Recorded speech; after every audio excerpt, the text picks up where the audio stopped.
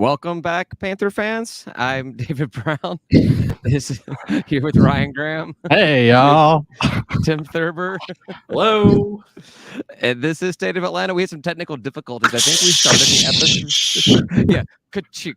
I think we started the episode, and then there was a technical failure on my part, and so we're starting over again. You missed some me ranting about No, you bourbon missed drinkers. you missed the best 8 minutes of this podcast, frankly, and we'll never get it back. We just Yes. won't ever get it. It's lost forever. Ryan, I need you to take a big swig of that PBR for everyone.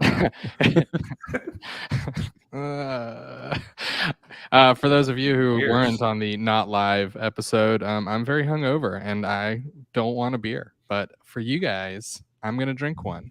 So It's dedicated, and dedicated not David and Tim, for the people listening right now. to the dedicated fans. You are quite the I don't know. Now we've lost Tim. Fantastic. This is going to go great tonight. Well, what I was saying, we won't get all into it, but Back. yeah, he's back. We There's a giant spider on my wall. I have to go kill it. Yeah. Oh, okay. This is getting better and better. It's National Bourbon Day. I'm drinking bourbon. I also have beer that I cracked open in the first part, and as always, I have my trusty vodka. So I may be hungover tomorrow, Ryan. All right. Sounds Do it. good. All right, well, let's get into it. They made an announcement today that single game tickets are going to be available for football starting on July 1st. And not that that's really something that really warrants a conversation, but I had some opinions about it. So I figured that we would talk about it. You guys cool with that? I think we have Yeah. similar opinions, maybe. I really don't like when things are announced as going on sale. I'm like, just put it on sale. It's not like it's a movie, like a blockbuster movie where everyone has to get prepared and, reserve their tickets at the theater and everything. So that they're all there and you have this great blockbuster opening. Like, are we really going to be like trying to achieve some record for most, day one single game ticket sales? I'm not gonna shit on marketing. I mean, we complain enough about a lack of marketing. When they actually do get something out, I'm not gonna complain about that too. They are building up pent up demand for a new Georgia State single game ticket release, just like an iPhone. That's Yeah, what I mean, they're doing. all those UNC and Charlotte and Coastal fans are kind of sitting there setting their clocks for 12:01. midnight on July 1st. Set the alarms, get up, or just pull your phone up while you're at the bar and buy your single game tickets to Georgia State. It just makes no sense to me, but that's Ryan. You're right. It's not that big of a deal, but it's just weird to me that we would delay the putting on sale. Just put them on sale. Also, people like us, we're going to talk about it, and that helps add to the hype. We would talk about them being available, right? All the other crap I'm going to say, I would say anyways. Yeah, but I wouldn't be crapping on them being available. So, yeah, Tim, you what was your take when you first saw the single game tickets going out there? Very affordable for the Sun Belt, right? And then the other thing that stood out was North Carolina should be at least $41. That's it. Why 41? So yeah. So all the single game tickets are $20 with the exception of UNC. Our first Power 5 program makes sense. You're probably going to get a lot of Georgia State fans that come to that game and that game only. And then obviously UNC fans. I think that the state of Georgia has the highest number of UNC alums outside of the state of North Carolina or the Carolinas in general. So yeah, you want to try to get as much money off of that, capitalize on that as possible. But the other team that is charging $40 is the Trash Down South. Also makes sense to charge more for that one because apparently that's the reason why we stayed in the Sun Belt was to have this every other year boom in ticket revenue from hosting these guys in. That's not true. I mean, that probably is our best attended non-opening game, right? I mean, every year in and year out. So, or every other year in and year out. But what I would say is we should have, instead of making it $40, we should have made it like 55, like a cool 100 or something, because like seriously, I don't want them here, but like we may as well make bank on the ones who show up. So yeah, that was my initial thought as well, Ryan. Like, really, really capitalize on it and charge $100. That's my thought. But then I thought, you know what? Pettiness is the name of the game in this not a rivalry. And so I'm like, what if we actually made the price mean something? Like $34.07 would be a good price for it because we beat them $34.07 in their house, and that's the worst loss in their school history at home. Or $53 because the record's 5-3 all time against them, which is actually Not a bad. better Not one. bad. I like the 53 better. 3407 though, if we wanted to do it just perpetual forever, just it's always 3407. How about 150? Cause suck it. Well, or do those things where like you can track you get the zip code off of or the address off the IP or whatever it is, and it's like if it's outside of like Metro Atlanta, then it No. all. But then again, there's so They got many a bunch of that- fans here. They live Yeah. here. They live here. Yeah. But, And the thing is about 100 or 150 is like a bunch of their fans would buy that. So, well, just do it. and I also thought, but obviously if it's if you're a pack member, then it's $20. Same price for anybody else if it's a pack. Oh, yeah. Because we already have their money. We have the good money in the pack, and so just let Panther fans get that. And if some Trash Down South member wants to join the pack just to be able to get a cheaper ticket, so be it. Boost Now them numbers. you're getting a phone call every single year from Chris Sylvia to ask you why didn't you renew your Panther Club membership? Every other year. Why didn't you renew? Why aren't you making those calls, David? Why is Chris making those calls? He gets paid to make those calls, and I do not. You're on the pack board. You should be making those calls. I do not get paid by the pack. You should be making different calls. We do get a couple of lists every year to make just a handful of calls. Yeah. Cool. But yeah, I thought it'd be fun to have fun with the price. Like when they do on the scoreboard, it says visitor instead of GS or Eagles or whatever. And I hope we keep doing that. I don't know if we did that last time we had him here, but I hope we keep that going on. That's a good. It's a good pettiness thing. TDS, what they really should do. But pettiness is the name of the game, and I'm all blue, all in. So I don't know what that means. All paired together. Oh boy. Here do I. Ben said posted that he got the roster update from football, and the one thing that stood out to me, other than the UConn kid's not here yet, the UConn quarterback, but there's still no kicker. They're still shopping for a kicker. Yeah. We don't have those are dime dozen these days. We don't need one. Well, it says that they're targeting one kid from, I guess he's at Minnesota right now, but he went to high school in Fayette County here. But he's apparently deciding between us, the Trash, and FCS schools. But I just have. He said it said Stars Mill High School, and so I was like, all right, if you're listening where he went to school, I'm assuming he probably went to school in Georgia. So I looked that up, and it's saw it in Fayette County, and I just happened to notice that the address was 193 Panther Path, and that's really close to 1913, which is the year Georgia State was started. Yeah, and Panther Path.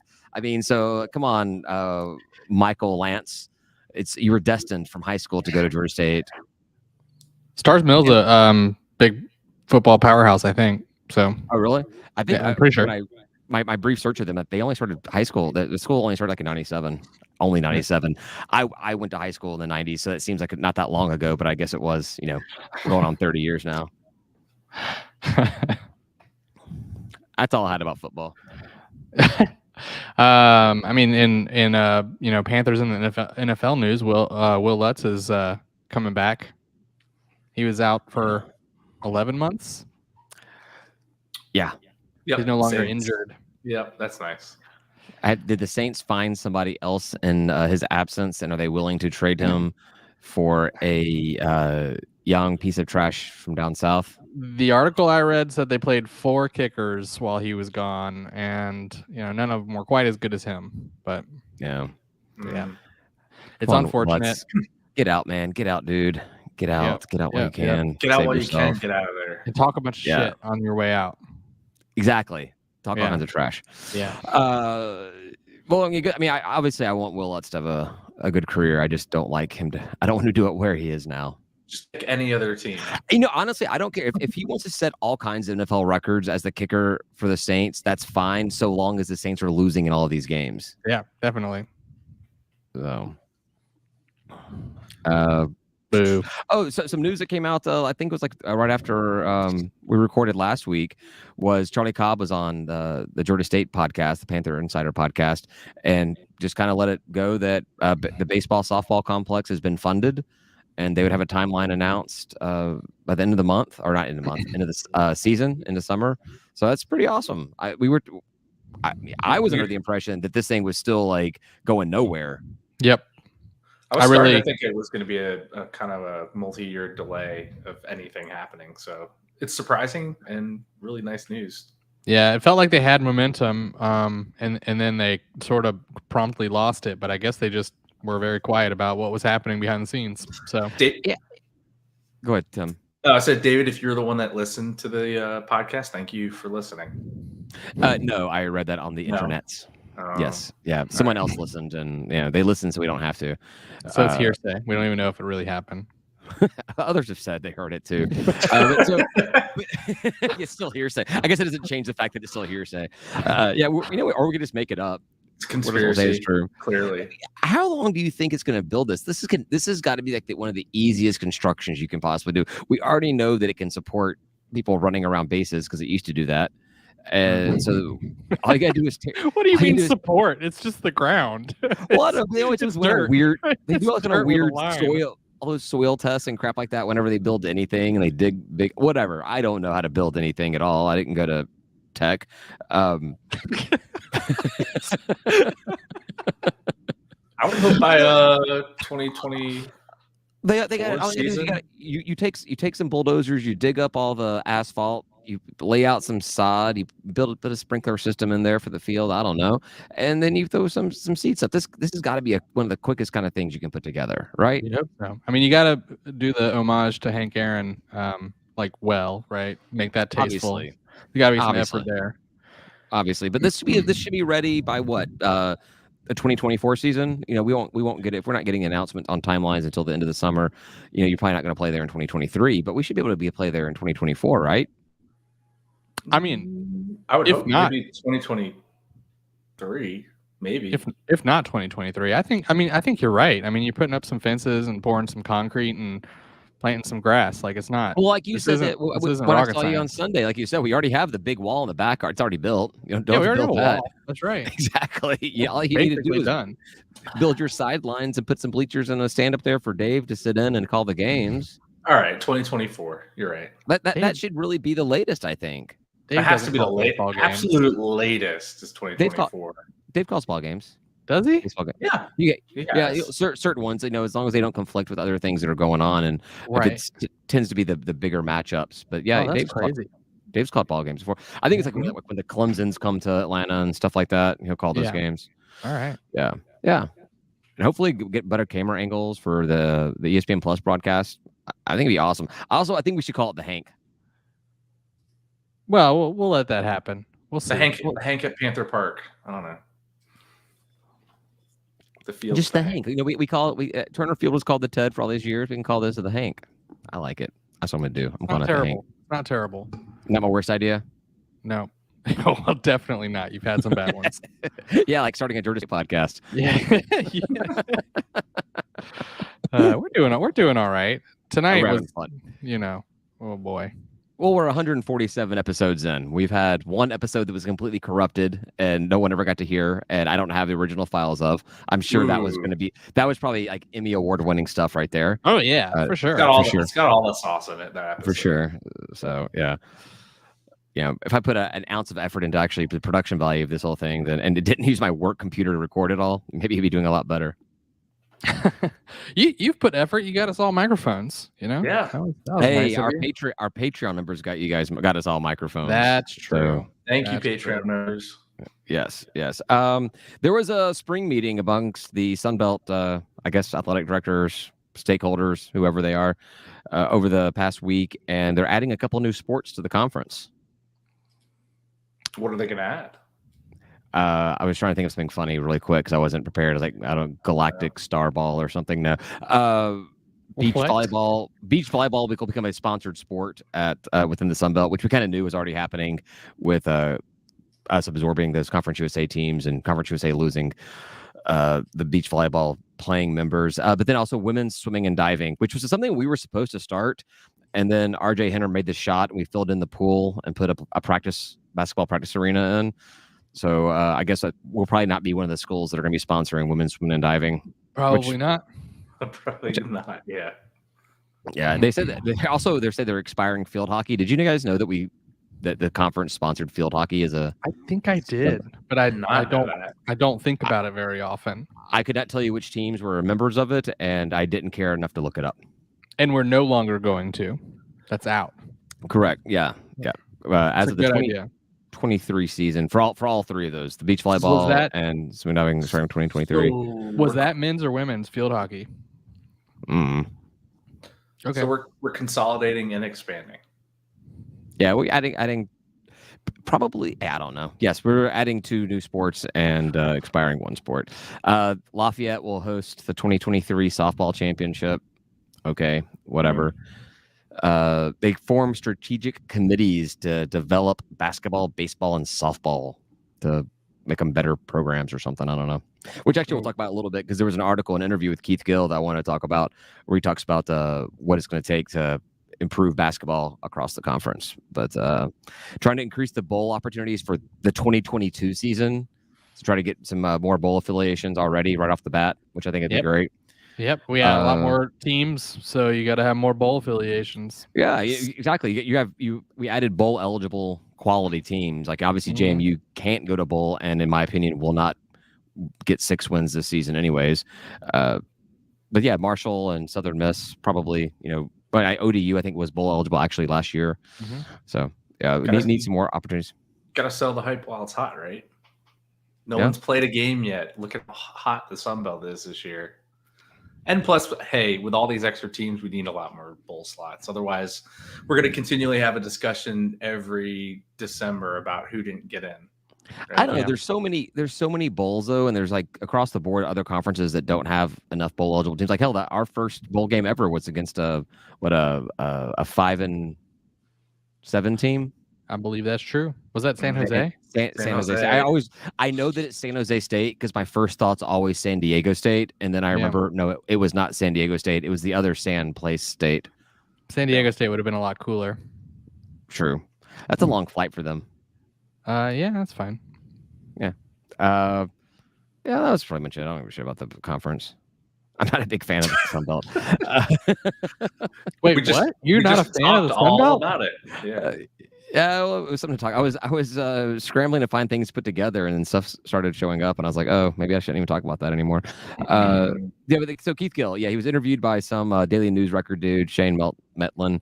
It's part 1 of a 3-part series on improving basketball in the Sun Belt, and I guess Keith Gill grew up in the Carolinas over there around, I guess, Tobacco Road and everything, and went to Duke and is a big basketball fan and really wants to expand the Sun Belt to have become a multi-bid conference. Fun fact or question for you guys: the last time the Sun Belt had 2 teams in the NCAA basketball tournament was in 2013. I was gonna say 2013.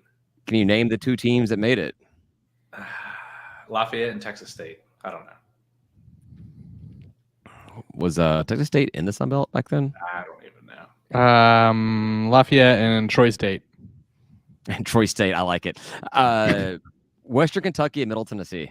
Oh, yeah, that makes sense. Really close. It makes sense. It makes sense. Well, so which is interesting to me when Keith Gill says he's committed to making this a multi-bid conference, and we obviously in the expansion we wanted to add Southern Miss and Marshall from Conference USA, and then we kind of got strong-armed into adding ODU and JMU. If we truly wanted to be a multi-bid conference, why would you not go back for Middle Tennessee and Western Kentucky? I know that they turned their backs on the conference or whatever and left to go to Conference USA, but you know what? Hell, that was the best thing for them to do at that time. I really don't fault them for that. Yep.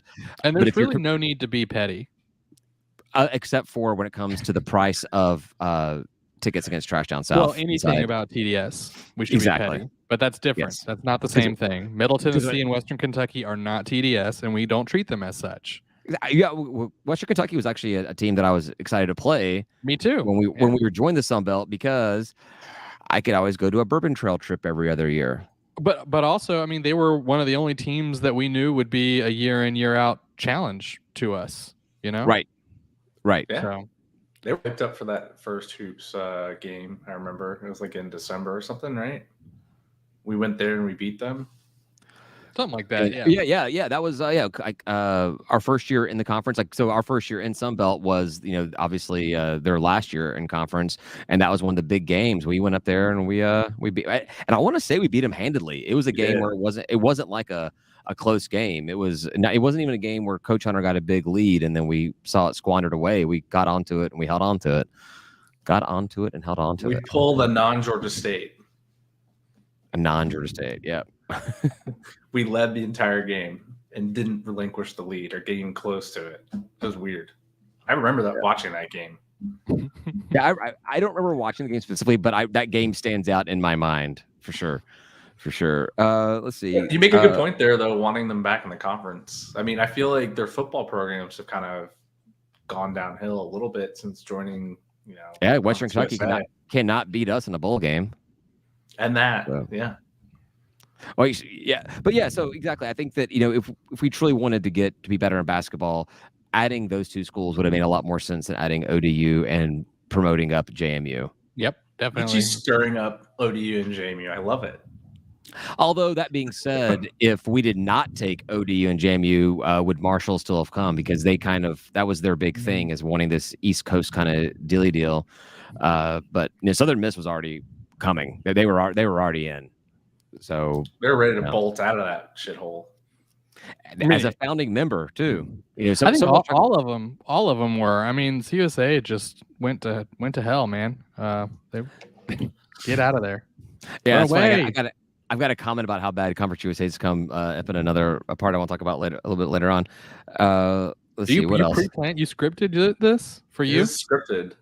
Not scripted, but no, you said something, and I was like, hey, I wrote something down about that before, so I wish you talk about it. All right. It's kind of like, go ahead, Tim. No, I was gonna say for Southern Miss, I thought I saw some post about like within an hour of them finishing their NCAA regional game, they ripped off the Conference USA logo. I think they actually may enjoy being in the Sun Belt as much as I don't like being in the Sun Belt. I mean, the fact that they went out of their way to rip that off of their baseball stadium within an hour of the game finishing, it's like they couldn't wait to get out. Right. Yeah. I will say that having Southern Miss and Marshall specifically in the conference makes me feel slightly like a tick mark more interest in being in this conference. But that positive comment about the Sun Belt from you. But then having ODU and JMU just has me go down 2 more tick marks. So I've lost that interest. What else was there? So yeah, this article, they talk about all this kind of stuff, that there are all these factors about what makes a better conference in basketball. But all I really wanted to talk about, at least in this first part, was the financial investment. It's all money.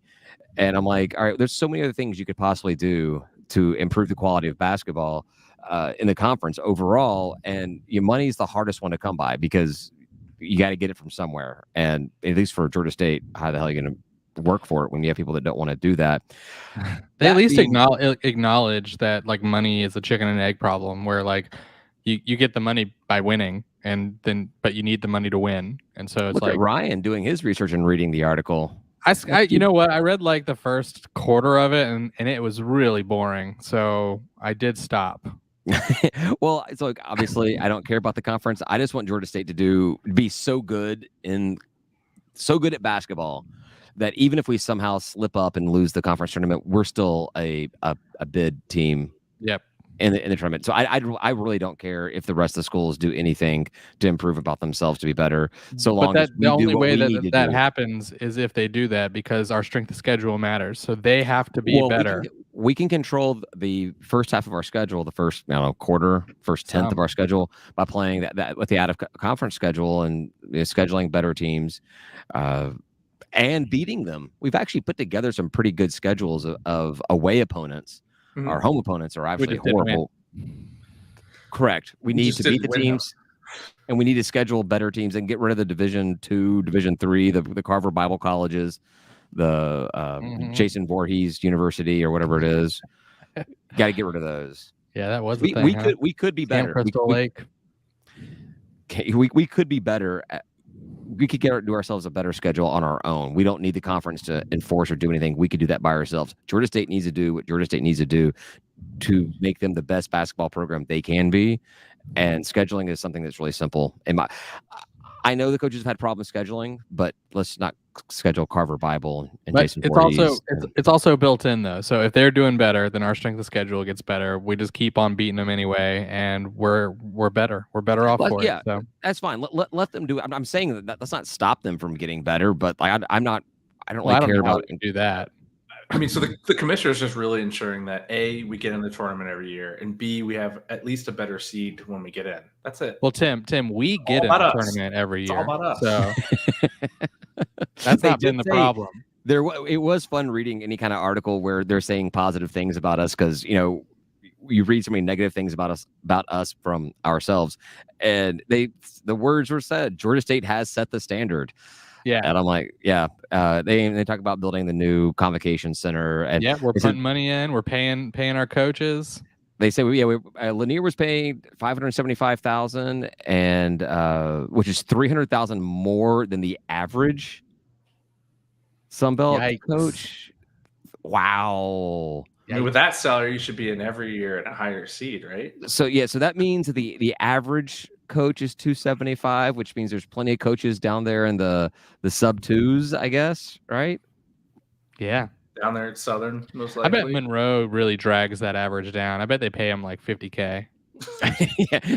Yeah, exactly. and you get to stay in the trailer on the right outside the court. And you get to drive the team bus as a company car. That's right.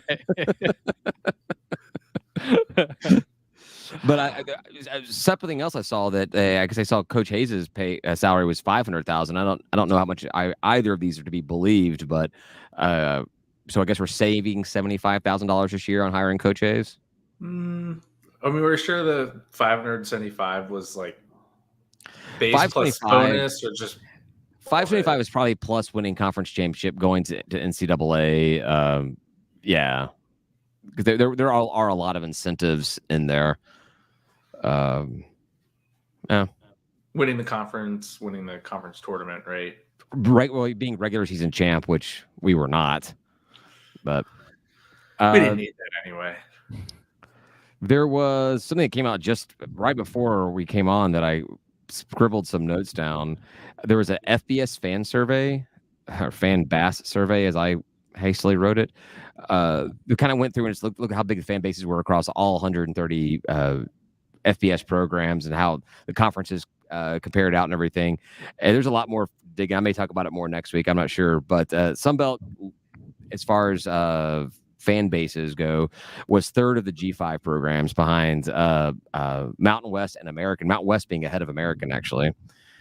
Interesting. Wow. But they did base this off of all the realignment as if it had already happened. So that means American had already lost, UCF and Cincy and Houston, right, and pulled up the CSU Conference USA schools.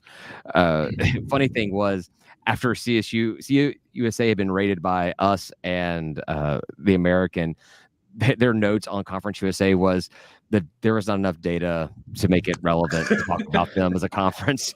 Well, so was there any information about like how they define a fan?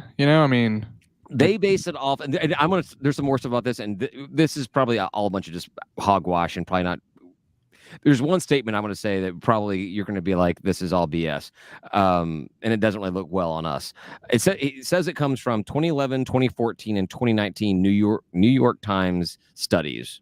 So I guess basing off information they'd collected over those years. But within the Sun Belt, out of the 14 teams, adding all the new schools in, JMU being last place because there's no information because they were FCS. So right. No idea about them. They could be bigger, they could be smaller. Who knows? We were FCS for portions of that study. 11, right? Yeah. And they have Georgia State and the Trash Down South tied for 10th place in the Sun Belt for 800,000 fans each. All right. So take that, suckers. A really loose interpretation of fan. I'm like, I don't know how they figure out all this kind of stuff out. And obviously, diehard Georgia State fan, no other reason we'd be doing this if we all three weren't. But it's kind of hard to believe there's just as many Georgia State fans as there are the Trash Down South. And it makes me really wonder, was this, when they were compiling this information, did these people not know which team they were talking about? They're the same thing. They're tired of each other. And they were just like, just leave it. Exactly. We saw a G, we saw an S. There was a U in there somewhere. Probably the same team. I mean, I'll take it though. I think it's hilarious. I don't think we have. I would have been surprised if we rated highly on that. I expected a lower number. I would have expected them to have a bit higher of a number, and I think it's hilarious that they have an equal number. I think that is So it's kind of like hilarious. Head scratcher for us, but it really probably pisses them off completely. Oh yeah, exactly. The pettiness kicks in immediately. You know. So yeah. They have to be super obsessed with this article then if it's posted on Twitter. Who do you think? Who would you think has out of the 14 Sunbelt schools would have the largest fan base? Marshall. I know who I would think. Appy is what you say. That's what I would say. What would you? Marshall. Okay, yeah. Southern Miss came in number 1. Oh yeah, good point. They are pretty big. Yeah. I think so for TDS and Appy, they were FCS for even longer in that period, and so I wonder if there's only like 1 year of data in there for them or something. You know, that's a good point. I know, but that Troy was tied with Appy for number 2. All right. Wow. Well, I was close. I would not have expected Troy to be tied with them. Yeah, the Troy thing really surprised me. Like being that high up, and then like with Appy, like I just that was weird to me. Where was Marshall in this list? Yeah, you can go look at it. I don't know. I didn't get enough time to. That's a lot of work, man. I'm sure they were probably next. Most they got to be up there top 5. Right. Yeah, for sure. I mean, Alabama people are into their football, their college football, so it might just extend. That could explain some of it. That was one thing that there was one comment on the post on Panther Talk, because Ben posted this on Panther Talks where I saw it, and it was our good bud John Weaver who said there were some glaring questions he had about it. One was, how the hell are we tied with the Trash Down South? But one was Syracuse was like ranked higher than Tennessee and Auburn as far as fan base, and I commented back. I'm like, I was commenting back instead of actually researching all this kind of crap. Was state of New York has 19 million people. Tennessee and Alabama are 5, 7, something like that. Everybody in the state of New York is a Syracuse fan. Even if they went to another college, they're a Syracuse fan. So that's probably why you have a higher fan base, right? And it's Syracuse basketball, but then if you ask somebody who their football team is, they're just going to go with the same basketball program. So. I am pretty curious about how they came up with the number. Like what defines a fan? I agree. Saying a New York Times study says, I mean, like what was theirs? How did they figure it out? Oh yeah. I agree. And going through and looking at it, it was weird stuff. The numbers were crazy. And like, I think they listed us as having 800,000 fans. And I'm like, really? Okay. That sounds right. 800,000 fans? Pitt Panthers, right? You add that with... the Pitt Panthers. The FIU Panthers. Yeah. Is it just everyone who's ever graduated from Georgia State who's like still alive? Maybe way more than It'd be way more than 800,000 at this point.